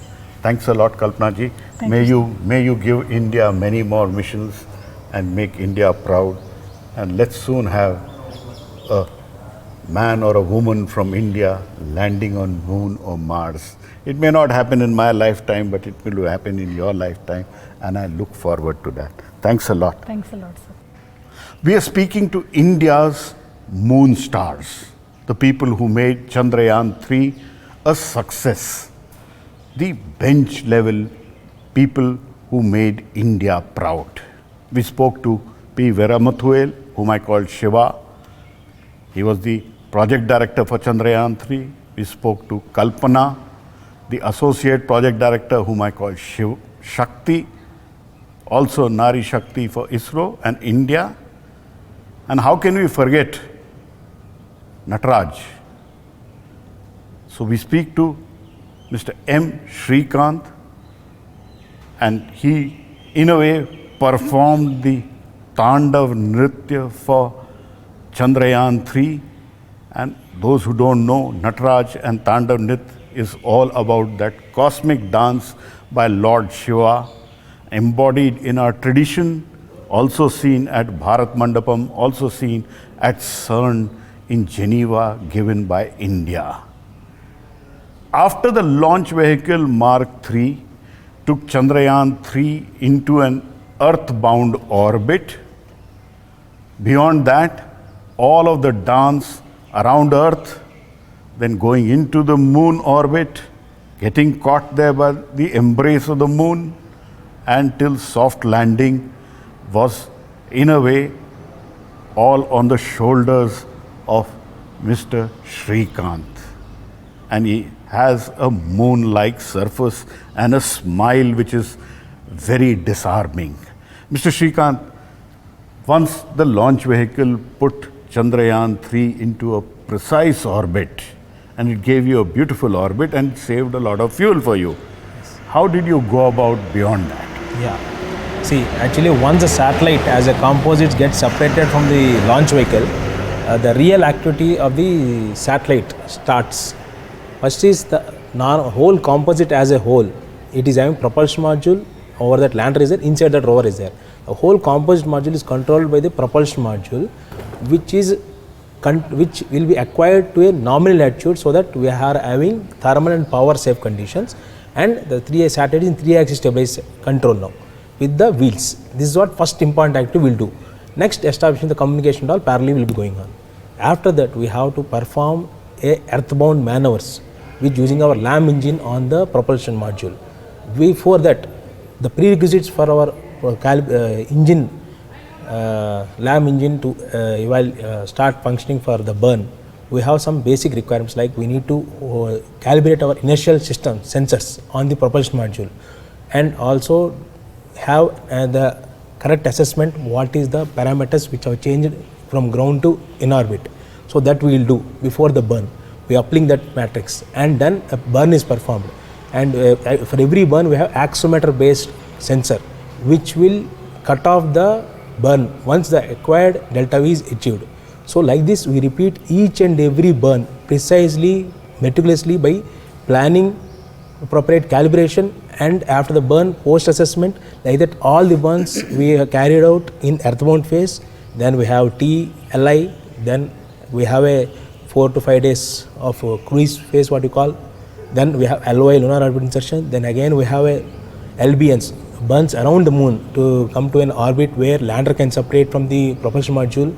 And here the separation of propulsion module, lander module is a totally a new activity when compared to Chandrayaan 2, because here we have used the wheels of the lander for the whole composite control in the composite system. The system once lander, before lander separation, the wheels control again has transferred to the lander, which is totally new system which we built into the Chandrayaan 3, and transferring the wheel control to lander was assessed before the separation. And then after the lander got separated, we had to acquire the lander also into 3-axis stabilization orientation what we want. Then we will start the assessment of the sensors, the inertial systems, the cameras which are going to be used for the descent purpose. All these assessments of the engines, like we did a rehearsal of D-orbit 1, D-orbit 2, 2 burns for assessment of engines in different throttable regimes, and also evaluating our cameras which are going to be used at 150 meter for the hazard avoidance. This what is appropriate integration time, that calibration we did of the LSDAC sensor and LPDC sensor, which is also one of our sensor which is in the background we have evaluated for our purpose, that also appropriate integration time was calibrated. Apart from this, in Chandrayaan 2 we had a data store and forward, but in Chandrayaan 3 we have built a new feature called near real time download when the power descent is happening. So we will get the images from the lander, a lander imager which is seeing as how the descent is happening, what is the in the FOV, what is the moon view coming. Yeah, we could see that image. Yes, image is coming, continuous imaging Correct. Of that it was done, so that what we are, how the profile is going on, that can be evaluated, assessed using the images. Also we are downloading in real time. Telemetry data also downloading, auxiliary data which is very important for our analysis, post-flight analysis also being downloaded. All these things near real time with a minimal latency were being downloaded with a tracking antenna put on board. This also was tested, qualified a priori before the actual descent. Then once landing happened, we operated the lander imager where rover is going to roll down, the region where rover is going to touch down, we imaged, and we also had operated the lander imager to capture how the dust settlement, any dust settlement process, how the haziness has gone, all those things were captured. Then rover ramp opening were captured, then rover roll down were captured, all these things. And once rover touches the moon surface, whether the power generation is sufficient for rover also is there or not, all these things particularly planned and executed. For this, a planning starts at 4 years before. So because we need to work out what is going to happen, how we are going to do the operations. So a planning is required. A mission director or a DPD mission needs to do a planning of the requirements which are to be done in future a priori, and do or give the configuration inputs to the project for implementing them as a design changes or design parameters, so that when we execute it they come in handy for us. So this whole process has been done meticulously, flawlessly, without any error by our whole team. I thank my team for giving a lot of support. Let us rewind a little bit. Let us come back to when the launch happened. For mission director, would it have been better if we had put Chandrayaan 3 on a straight path to the moon, or was it difficult or easy to have these earthbound maneuvers, because you are adding risk there? So as a mission director, what would you prefer, a direct approach or this circuitous approach which we have to use the slingshot of gravity? See, one thing is both processes have its own pros and cons. Currently, if you ask me, my view, putting straightforwardly directly into that orbit is best thing to be done. After that we should have sufficient time for whatever process we need to follow, that has to be there. But at present whatever we are having the resources with respect to that, we have done a perfect execution of the plan and it has met the objectives. That's all I want to tell for this. So as mission director, ideally you want a more powerful, larger rocket available to India, Yes, correct? Correct, yes, I agree with you. It will be handy for our future missions. Correct. Now today what we are doing is with respect to available resources, to meet our objectives we are doing a different mission planning and trajectory planning. So and the same strategy we followed in Chandrayaan 2, Mars and here, but now for future if we need to have powerful rocket with a more capacity of payload lifting off and more robustness in the things. No, I've said this. So you were very smart because you said if we don't have a heavy rocket, then let us use the strength which Mother Earth has given us, gravity, and then use that as a slingshot. So that was a very smart way of doing things. Most other space agencies don't do that. And how did that smartness come? See, actually this is one of the technique which normally any trajectory designer plans, executes it. We are not the first. Many people have used this concept for going to when they have lesser fuel, they will do a slingshot or gravity assistant to reach, get more velocity so that they can go without spending the fuel on the satellite to get more velocity and reach the requirements. So this is one of the technique which everybody follows. It is not that we have followed new, but it is done, but we cannot tell it is a purely gravity assistant followed by us. It is like we have spent fuel to increase the apogee by firing at a perigee point where the maximum velocity is there for the satellite. Adding the velocity is aiding us. So that's why we always fired all our burns at perigee.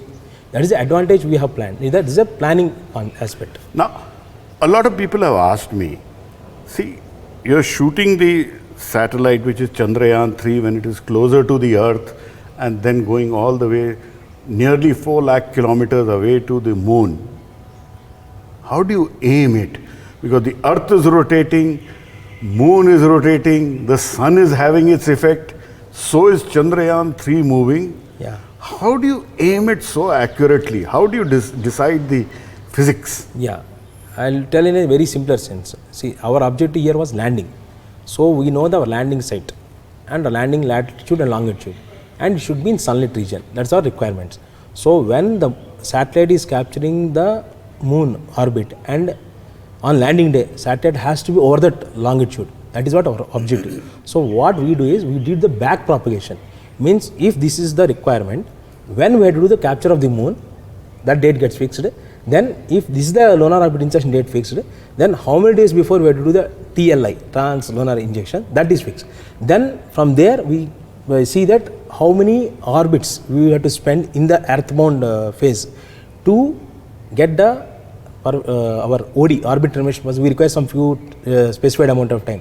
So, and we should also see that burns are not larger, so they are fuel optimal, not only time optimal, fuel optimal also. So, all these aspects considering, we fix our launch date. From launch date, we means from back propagation to the planning to the start of the injection of the satellite starts. This is the planning what we do normally in our this type of trajectory designs. Now, in trajectory design, when you shot it, so you can also shoot it to Mars, you can shoot it to Moon, you can wherever, when we do mission Venus, you will also shoot it to Venus. How do you figure out which angle to shoot on? See, our objective is that we have to capture Moon. So when the plane which the satellite is going to travel, once it is intersecting the Moon's plane, it should be intersecting at 90 degrees because inclination is 90 of the Moon's orbital plane. But this will intersect at this plane, Earth's plane, means the orbital plane what is going to, the satellite is going to travel around the Earth. So when we plan this, we have objective was to capture the Moon. So that is how the planning is done, as I explained to you. This is the back propagation planning, and we ensure that when the satellite is coming to this point, our Moon is there to capture it. That's how we are done. That is a perfect planning of our flight dynamics team. One thing is, when we are planning execution, because every burn has an objective that this much delta V has to be imparted, this much orbital raise will happen. So we have to tell that whatever uncertainty in the delta V should be minimal and our burn should be perfect. So all these things are achieved by using a perfect accelerometer which is calibrated for all the errors, and we also have a very good orbit renovation team, and we have very good propagation model which has given us a lot of confidence that if today we have a satellite at so and so position, if you want to know the satellite position after t plus t1 hours later, our propagation model is so good that we were able to tell that after t plus this much time satellite position is going to be there. So it is a over years this knowledge and our teams have developed this design thing. How complex is capturing by the moon? Because if you travel too fast, then you have a flyby. Correct. If you are too slow, then you crash. How do you decide the optimal velocity? Correct. See, the point is here both LOI, lunar orbit insertion, as well as TLI, both are very critical. One is escaping from the earth, one is capturing the moon. As you told that the delta V, what we are going to impart with respect to the lunar orbit insertion, it has to be so meticulously planned that with the axis cutoff we are achieving that it has happened correctly. Yes, if the delta V is there more or less, as you told, it will either fly by or it will not be, it will be crashing.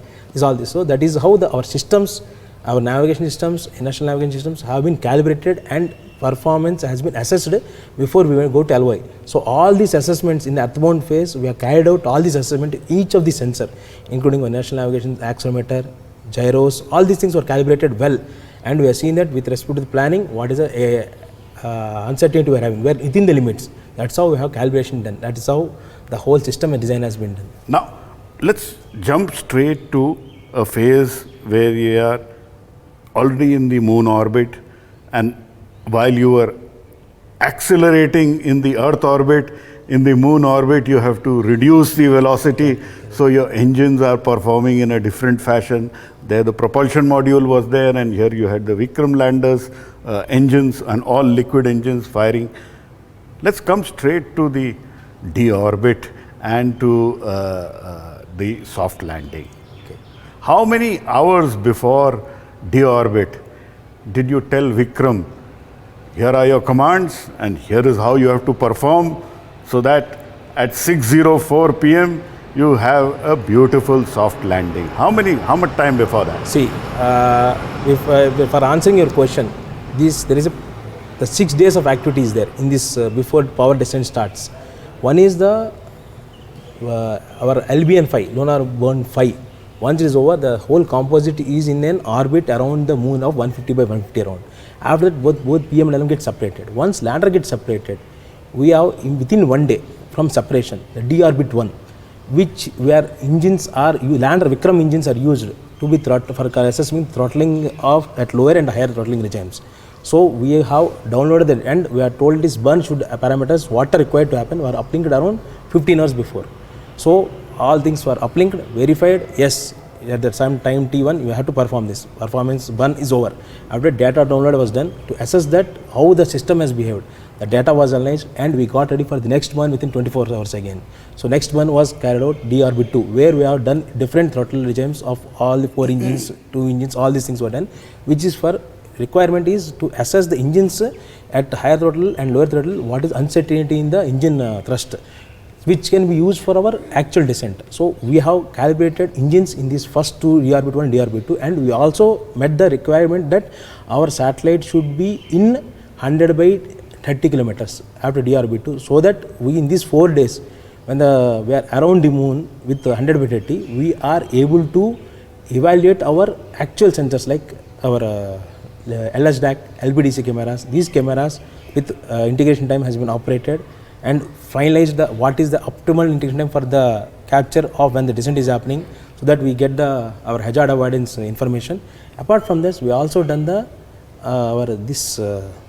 So how many hours before deorbit? 48 hours before the actual descent start. We have started uplinking all our parameters which are required for the actual descent to start, which we completed by 6 hours. And the last opportunity till we have kept it, any uncertainty observed, because our OD is continuous going on, if any uncertainty comes, we can uplink and fine tune till last T-4 hours. So this is how the planning of last T-4 to T-48 means descent power descent start -4 hours to 48 hours. All these uplinks verifications were done multiple times by multiple teams so that we are nowhere any missing point. So T minus 20, meaning from soft landing to Minus 20 40 to 48 hours. 48 hours you uploaded, but T minus 20 is when the deorbit happened. At that point, or when did you, how does Vikram come to know that I have reached a point where I need to start soft landing? Yeah. See, Vikram doesn't know anything. Vikram knows that Vikram has one time. At that so and so time, which is the reference for us onboard time, with respect to that, we have to start, tell that you have to start descent. That is our autonomous sequencer, ALS sequencer, landing sequence should start. So, actual descent minus 30 kilometers point, minus 70 seconds, we have initiated the onboard ALS sequencer. After that, it is autonomous. All the things which has to happen will automatically happen by onboard. Different in the rough braking phase, what sensor has to operate, what is the engine's thrust has to be gained, and what is in attitudinal phase, which sensor has to be operated, what is the attitude for getting the altimeter updates. In fine braking phase, what has to be done, how much velocity fine tuning has to do. Then in local terminal phase, how the module has to descend vertically, and where the LSDAC input has to come, and where movement, any movement required, retargeting is required or not. But our system told that Nadri is the best point to land, so it has landed vertically down. So all these things are autonomously taken decisions based on the previous qualification and assessment of the sensors and systems in that 4 days. So your job was critical in making sure it landed almost where we wanted it to land. Correct. Yes. Our job, as I explained to you, my job starts here. It starts 4 years before the actual launch starts. So we have to do a perfect operations planning, execution, implementation, and always there will be some surprise in orbit to take care of unknown things. But to our satisfaction, the systems which are built in Chandrayaan 3 have performed normally, and as expected results were there. So we could perfectly have a landing at the pinpointed designated landing coordinates. And these systems confidence why we have got is we have done the special tests. Exhaustively tests were done, IHT, integrated hot test, new pole test, our guidance algorithms, navigation algorithms, all these things including actuators, everything were tested left and right in ICT, IHT, so that we have a lot of confidence in our algorithms, guidance and actuators and sensors. How did you celebrate the landing, personally? I celebrated, I don't have words to tell, but it is one of the moments which I cannot forget in my life, because it's like some goosebumps I can tell. The feeling which I cannot express, but to achieve this, a lot of effort has been put, which within 1 second after perfect successful landing, everything has gone out.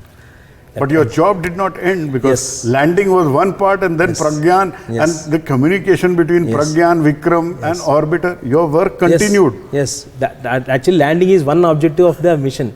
After the next secondary objective you can call, or the next objective of the mission was to move the rover on the moon surface. And we were the first to have this experience of rover movement, because till now we never had an experience of moving a rover on any of the celestial surface. So before that we need to evaluate our algorithms how rover will move using the navigation cameras on the rover on ground. We tested it in our checkout. We tested it on ground before that actual usage. So once rover is on the moon surface, we started operating our navigation cameras, planning payload operation, because science data is very important. So once the rover moves from one point to another destination point, we operate the payloads, and we also operate the navigation camera, which are the eyes for the rover to move for the further mobility. So using this data, how to rover to move, that also was planned.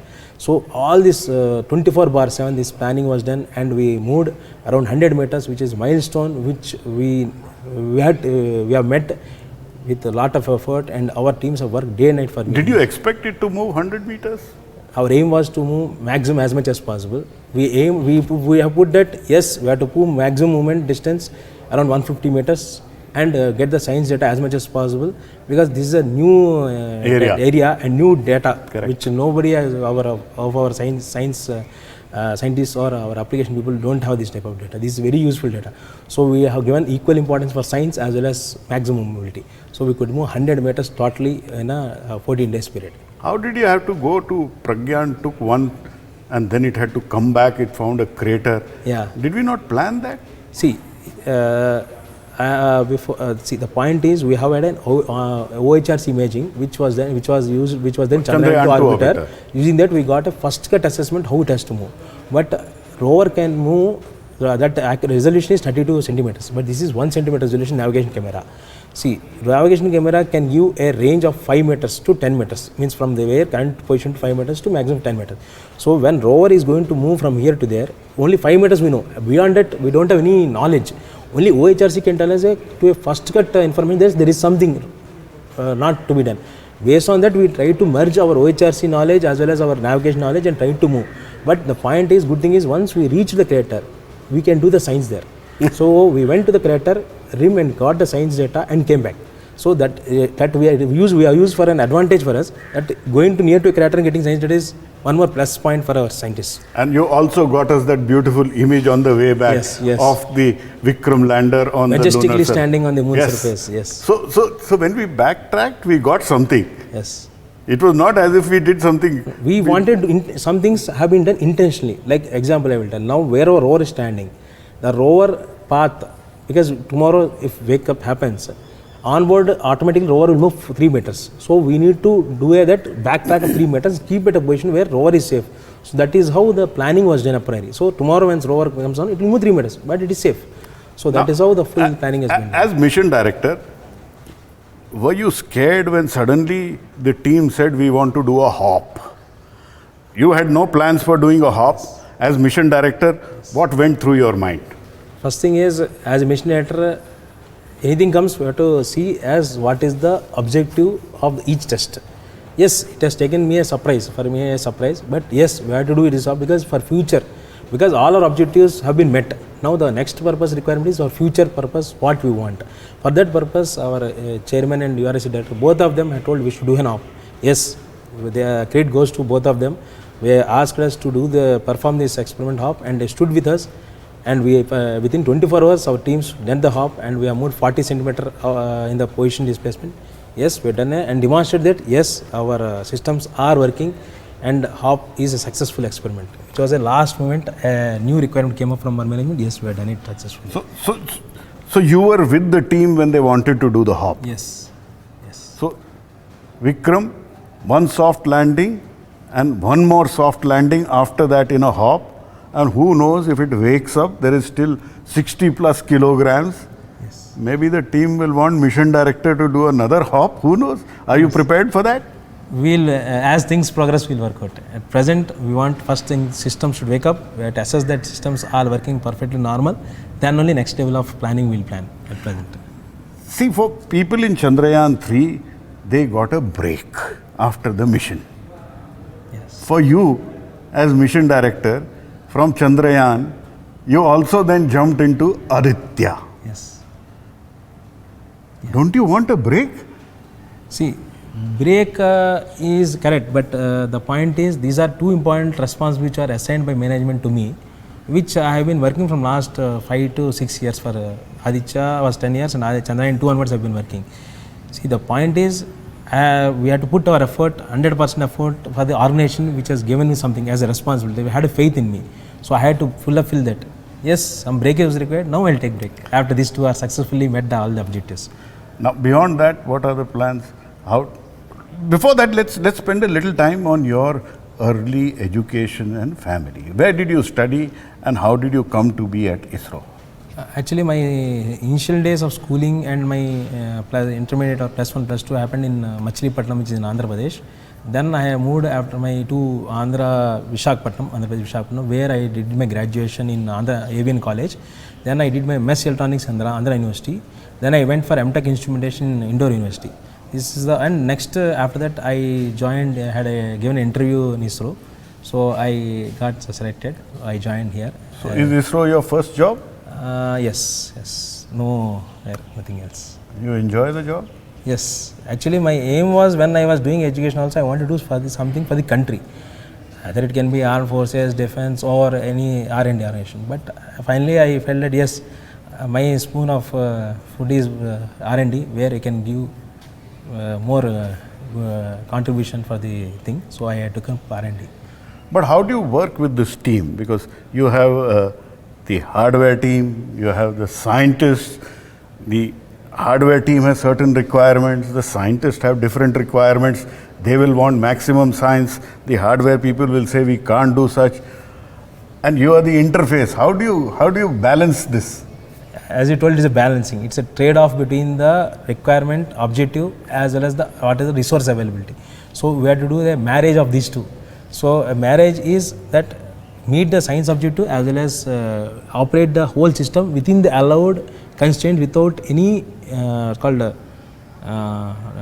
problem to the system. So this is what we should, as a mission director or a deputy mission, we should have a hold on the whole system, and which is giving correct thing for the system should be operated within the allowed resources. That is what a balancing job I had to do as a mission director.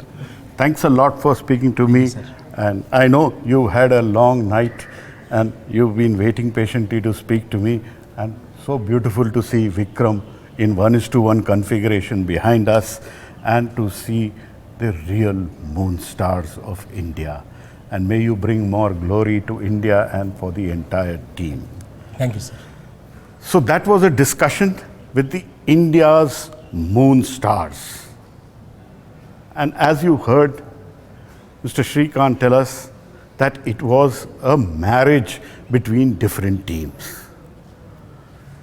So in a way, one can say, Nataraj, the cosmic dance, and Shiva and Shakti all did the job perfectly, and the scientists, engineers at the Indian Space Research Organization, along with the scientific team, worked in unison to give India a perfect moment when we saw the soft landing on the moon. I have never seen the country unite in this fashion. 1.4 billion people in India and so many more across the world, all united to make sure that India had a successful soft landing. And one should not miss it. India became the 4th country to successfully soft land on the moon and the first to do it nearer the South Pole. The South Pole is an area we need to explore continuously. India has a stake now in the nearer South Pole region, where there is a gold rush. If Vikram is painted or has a gold film on the lunar surface nearer the South Pole, there is a gold rush. Russia wanted to go there and failed. China wants to go there. America's Artemis missions are also targeting nearer the South Pole. India's Chandrayaan 1, which found the presence of water molecules, also went nearer the South Pole. Chandrayaan 2 Vikram Lander also came there. And Chandrayaan 3 anyway. What a wonderful thing. At Shiv Shakti, we have the Pragyan Rover and the Vikram Lander beautifully asleep. If they wake up, wonderful. Otherwise, they are India's ambassadors on the lunar surface. India should repeatedly look at the South Pole and make sure we have a great presence there. That is where there is a gold rush on the moon. Having spoken to the real moon stars of India, with whom all below 50, long careers ahead for exploring the solar system and making sure at some point an Indian sets his foot or her foot on the moon and on Mars.